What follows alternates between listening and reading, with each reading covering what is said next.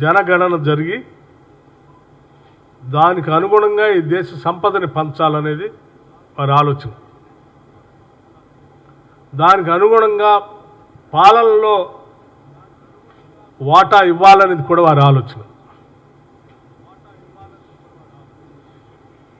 ఇది చాలా విప్లవాత్మకమైనటువంటి ఆలోచన. ఈ కాస్ట్ సెన్సస్ అనేది జరగటం కోసం ఆయన ఇచ్చినటువంటి పిలుపు తెలంగాణ రాష్ట్రంలో ఆనాటి అసెంబ్లీ ఎన్నికల కంటే ముందు తెలంగాణలో కాంగ్రెస్ పార్టీ అధికారంలోకి వస్తే ఇక్కడి నుంచే మొదలు పెడతామని చెప్పారు. దానికి అనుగుణంగానే ఈనాటి కాంగ్రెస్ ప్రభుత్వం శాసనసభలో ఒక తీర్మానం చేసి ముందుకెళ్తా ఉన్నాం. దేశంలో కూడా రాహుల్ గాంధీ గారు ఇచ్చినటువంటి ఈ పిలుపు మేరకు ప్రస్తుతం పాలనలో ఉన్నటువంటి భారతీయ జనతా పార్టీ కాస్ట్ సెన్సస్ని చేపట్టాలి. తద్వారా ఈ దేశ సంపద వనరులు పెద్ద ఎత్తున ఉన్నటువంటి ఆ జనాభా దామాషా ప్రకారం పంచబడాలి. వాటితో పాటు పాలనలో కూడా భాగస్వాములు చేయాలనేది మా అందరి డిమాండ్. ఆ దిశలో కేంద్ర ప్రభుత్వం కూడా ఆలోచిస్తుందని ఆశిస్తూ ఉన్నాం.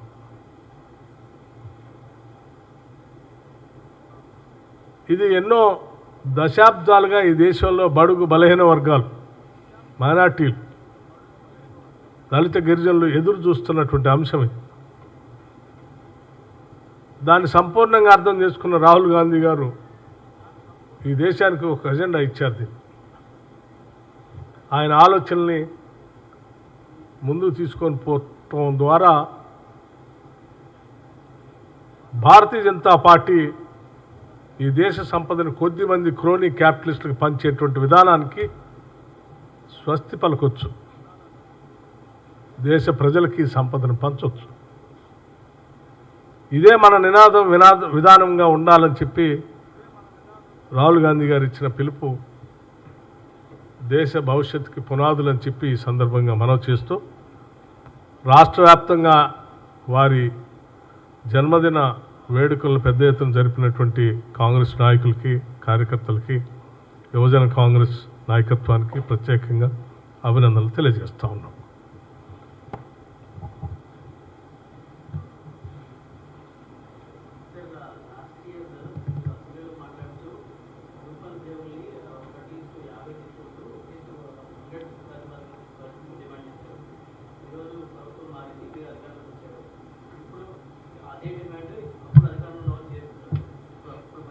We will examine it. Nothing wrong in it. We will definitely examine it. We will put forth to the concerned authority. We will definitely examine it.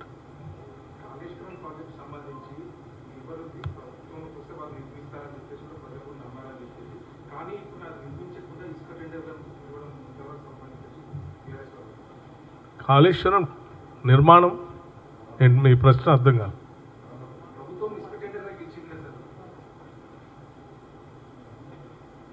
ప్రశ్న ఏంటి? ఇసుక టెండర్లు పిలవటం తప్ప, కాళేశ్వరం నిర్మాణం తప్ప? ఏంటి మీ ప్రశ్న ఏంటి?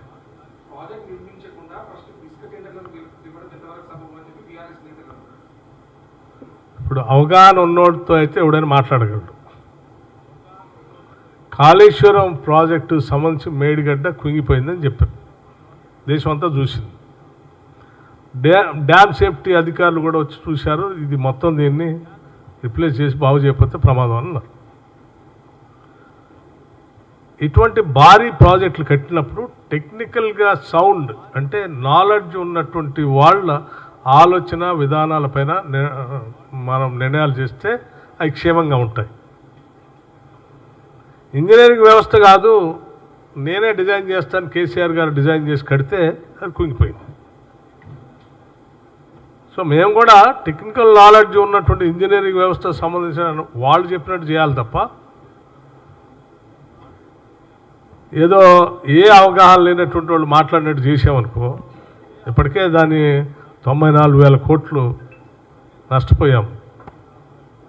ఇంకా ఎట్లా నష్టపోతామండి? దానికి సంబంధించిన నిపుణులు, దేశవ్యాప్తంగా ఉన్నటువంటి నిపుణులు కమిటీ వేశారు. ఆ కమిటీ వాళ్ళు చెప్పిన దాని ప్రకారం ఆ ఇంజనీరింగ్ వ్యవస్థను ఎనాలిసిస్ చేస్తుంది. నెంబర్ 1. ఇక ఇసుక టెండర్లు అంటారా, ఇసుక అంటే అది కట్టాలంటే ఆడ మ్యాట్ వేసిన ఇసుక ఏంది, ఆడ పునాదులు తీసి పని చేయాలంటే ఆ మ్యాట్ వేసిన ఇసుక తొలగించాలని వాళ్ళు చెప్పింది. అది కూడా అవగాహన లేకుండా మాట్లాడితే ఇదంతా ఎట్లుంటుందంటే కేవలం ఏదో పని లేక వాళ్ళే చెప్తూ ఉండేవాళ్ళు, పని లేక గాడిద పనులు తోముతూ ఉండేవాళ్ళు. ఇలా ఇది అలా పని లేనటువంటి వాళ్ళు మాట్లాడే పనికి మనం మాట్లాడు, తెలుసుకొని అవగాహనతో మాట్లాడితే బాగుంటుంది.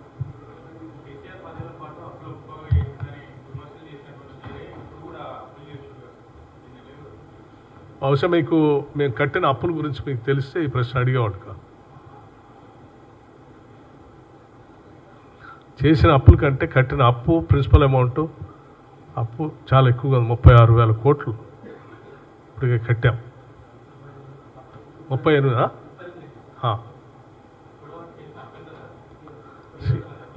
ఇప్పటివరకు చేసిన అప్పుకు సంబంధించి మేము ఆల్రెడీ బడ్జెట్లో పెట్టాం ఏ స్కీమ్స్ కోసం ఎంత తీసుకోవాల్సి వచ్చిందని. సో అది అంటే అవుట్ ఆఫ్ ద బడ్జెట్ పెట్టి చేసింది కాదు, అది అవుట్ ఆన్ అకౌంట్ బడ్జెట్లో we made it very clearly, స్పష్టంగా మెన్షన్ చేసింది.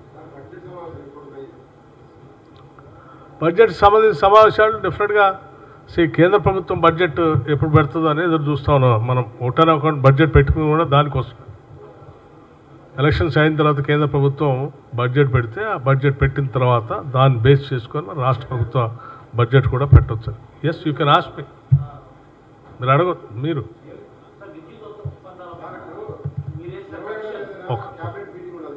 One after the other.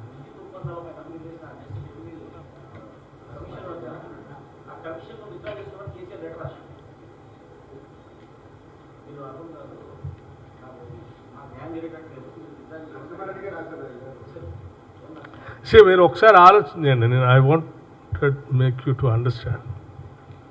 సభలో మనం వైట్ పేపర్ పెట్టాం, శ్వేతపత్రం పెట్టాం, చర్చకు పెట్టాం. సభలో చర్చ అంతా జరుగుతూ ఉంది, చర్చ జరిగింది. జరిగిన అవకతవకలపైన ఉన్న వాస్తవాలని సభ ముందు పెట్టాం. సభ, రాష్ట్రం అందరూ తెలియాలి. అప్పటి వరకు విద్యుత్ శాఖ మంత్రిగా పనిచేసిన ఆయన లేచి మాకు జ్యుడిషియల్ ఎంక్వైరీ అయ్యండి అని కూడా అడిగాడు. మీరు ఒకసారి రికార్డ్స్ తీసి చూస్తే అందరికి అర్థమవుతుంది. జ్యుడిషియల్ ఎంక్వైరీ ఏంటి అని అడిగాడు. మేము మోర్ డెమోక్రటిక్గా, ఎవరిని అగౌరపరచాలని, కించపరచాలని, మోర్ డెమోక్రటిక్గా వారు అడిగిన దాని మీద సభానాయకుడిగా ఉన్నటువంటి ఆనాడు సభానాయకుడిగా రేవంత్ రెడ్డి గారు ముఖ్యమంత్రిగా, ఎస్, సభ ఆలోచన ఆ రకంగా ఉంటే డెఫినెట్గా గౌరవిస్తామని చెప్పి జ్యుడిషియల్ ఎంక్వైరీ చేశారు. ఇదేదో కక్ష సాధింపు ధోరణితో, రాజకీయ ఆలోచనతో వేసింది కదా. సభ ఆలోచనల మేరకు సాక్షాత్తు ఆయన విద్యుత్ శాఖ మంత్రిగా పనిచేసిన ఆయన ఆ పార్టీకి సంబంధించిన అడిగిన మేరకు గౌరవించి వేసాము. ఆ వేసింది కూడా మేము నియమించింది కాదు కదా, it is judicial enquiry. So మేమెవరు ఇంటర్ఫియర్ కావట్లేదు, రోజువారీ కార్యకలాపాలు మాకు సంబంధం కూడా లేదు అది. So it is a transparent judicial enquiry. One has to respect that. వేరే ఏమన్నా సమాచారం వారు అడుగుతారు, మీరు ఇవ్వండి. దీంట్లో తప్పు పట్టాల్సిన అవసరం ఉంది, ఆయన దిగిపో అని చెప్పాల్సిన అవసరం ఉంది అంటే ఎందుకు అంత ఆందోళన చెందుతున్నారు, ఎందుకు భయపడతా ఉన్నారు? అదే నేను అడుగుతా ఉన్నాను. అది రాష్ట్రం, ప్రజలు, జర్నలిస్టులు, మేధావులు అందరూ ఆలోచించాల్సిన అవసరం ఉంది.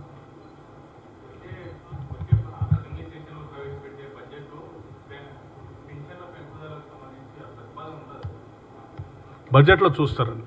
బడ్జెట్ సంబంధించిన అంశాలు ముందే ఎట్లా చెప్తాం మీకు?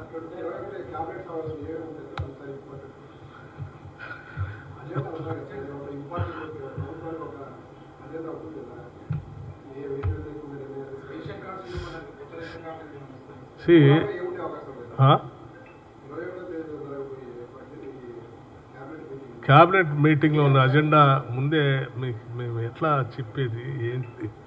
You must think about it అమ్మా. అది party will announce, the government also will take a decision. Cabinet ఇంకా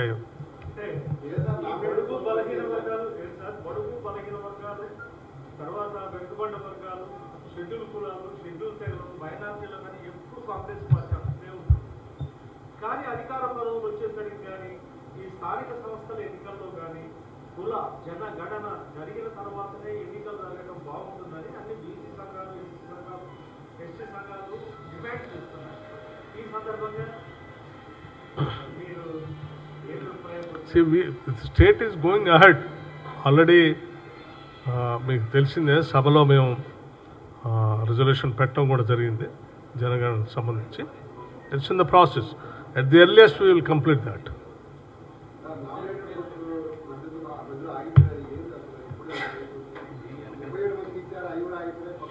నామినేటెడ్ పోస్టులకు సంబంధించి కాంగ్రెస్ పార్టీ కోసం పనిచేసిన ప్రతి నాయకుడికి కార్యకర్తకి సాధ్యమైనంత వరకు కాంగ్రెస్ పార్టీ న్యాయం చేస్తుంది. దీనికి సంబంధించి సమగ్రమైన సమాచారం అధిష్టానం దగ్గర ఉంది. ఎవరు ఏ నియోజకవర్గంలో ఎవరు ఎట్లా పనిచేశారు, ఏ జిల్లాల్లో ఏ నాయకులు కాంగ్రెస్ పార్టీ కోసం గట్టిగా తప్పించారు, పనిచేశారు దశాబ్ద కాలంగా అని చెప్పి సమగ్రమైన సమాచారం వారి దగ్గర ఉంది. తప్పనిసరిగా సరైన టైంలో కొద్ది రోజుల్లోనే వాటన్నిటి నిర్ణయాలు కూడా మీరు చూస్తారు. అమ్మా ఇవన్నీ రాష్ట్ర అధ్యక్షులకు సంబంధించిన అంశాలన్నీ కూడా అధిష్టానం తీసుకునే అత్యంత ప్రధానమైన కీలకమైన నిర్ణయాలు. సో అటువంటి నిర్ణయాల్ని మాలాంటి వాళ్ళని అడిగితే మేము ఏం సమాధానం చెప్తామో అది వాళ్ళు చెప్తారు. ఎవరిని పెట్టాలా ఎవరు ఉపయోగం అనేది వాళ్ళు ఆలోచన చేసి పెడతారు. అమ్మా రుణమాఫీ yes,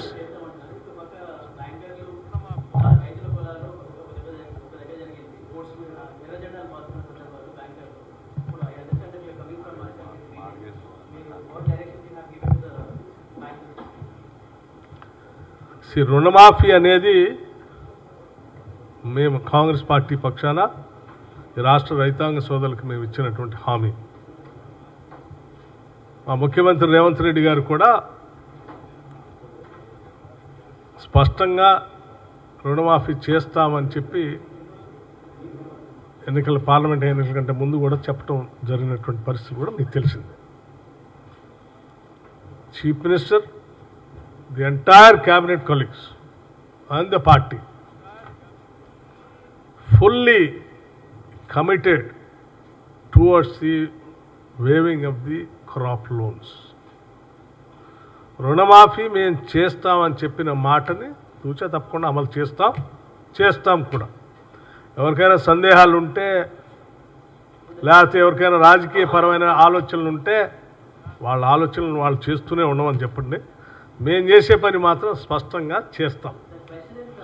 the way Rythu Bandhu ఏరు అని ప్రచారం చేస్తే ఏది చూపించాం, అట్లాగే రుణమాఫీ కూడా మీ ఆలోచనలు మీకు ఉండొచ్చు. మీరు ₹1,00,000 రుణమాఫీ చేస్తా అని చెప్పి 5 ఏళ్ళు చేయకుండా తాత్సారం చేసి మీలాగనే మిగతా పార్టీలు కూడా ఉంటాయని మీరు ఊహించుకుంటుండొచ్చు. కానీ మేము అలా ఉన్నాం, చేస్తాం, తప్పనిసరిగా చేస్తాం. Will do that.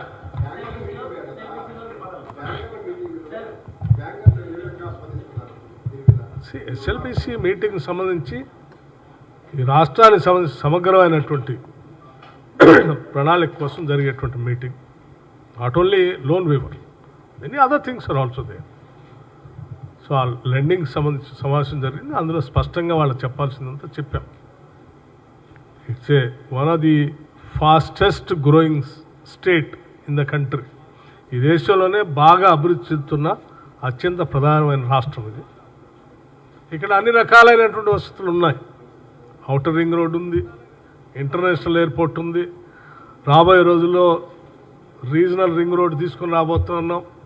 హైదరాబాద్లో మూసీ రివర్ ఫ్రంట్ అనేది హైదరాబాద్ నగరాన్ని ఫేస్ లిఫ్ట్గా చేయబోతా ఉన్నాం. ఇక్కడ కావాల్సినటువంటి హ్యూమన్ రిసోర్సెస్ అన్నీ ఉన్నాయి.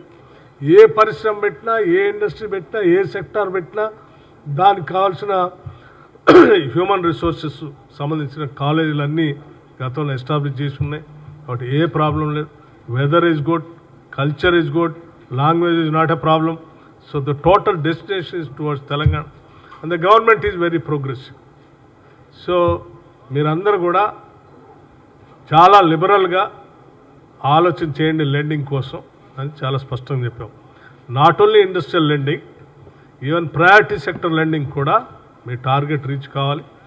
అట్లాగే ఈవెన్ వెల్ఫేర్కి సంబంధించిన లెండింగ్ కూడా దాన్ని కూడా స్పష్టంగా రీచ్ కావాలి టార్గెట్స్. దానికి తోడు మేము స్పష్టంగా ఇంకోటి కూడా విధానపరమైన నిర్ణయం తీసుకోబోతున్నాం. ఈసారి రాష్ట్రంలో ఉన్నటువంటి సెల్ఫ్ హెల్ప్ గ్రూప్ మెంబర్స్ అందరికీ ఈ 5 ఏళ్లలో 1,00,000 కోట్లు వడ్డీ లేని రుణాలు ఇప్పించాలనేది మా అందరి టార్గెట్. సంవత్సరానికి 20,000 కోట్ల రూపాయలు మినిమం వడ్డీ లేని రుణాలు వారికి ఇప్పించాలని 5 ఏళ్లలో 1,00,000 కోట్లు ఈ రాష్ట్రంలో ఉన్న మహిళలకి వడ్డీ లేని రుణాలు ఇప్పించాలనేది మా అందరి ఆలోచన, ప్రభుత్వం ఆలోచన.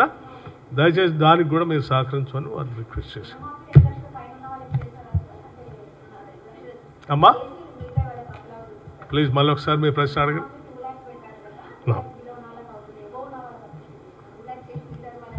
మీ పేరు ఏమన్నారు? New6 వెల్ మీకు బాగా తెలుసు కాంగ్రెస్ పార్టీ ఇచ్చిన హామీ ఏంటో. 2 లక్షల వరకు రుణమాఫీ చేస్తామని చెప్పి 2 లక్షల వరకు రుణమాఫీ చేస్తామని చెప్పాము. 2 లక్షల వరకు రుణమాఫీ చేస్తాం. ఎవరికైనా అపోహలు ఉంటే ఆలోచన చేసుకోండి. Okay, clear. So we are very clear in that.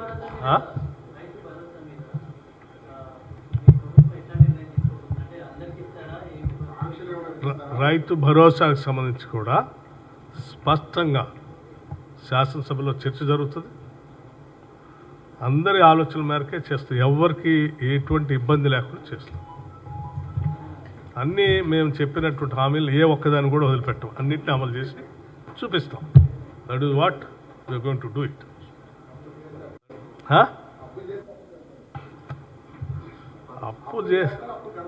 అప్పు చేసి అప్పు కడతామా, అప్పు చేసి ఆస్తులు సృష్టిస్తామనేది భవిష్యత్తులో మీరే చూస్తారు.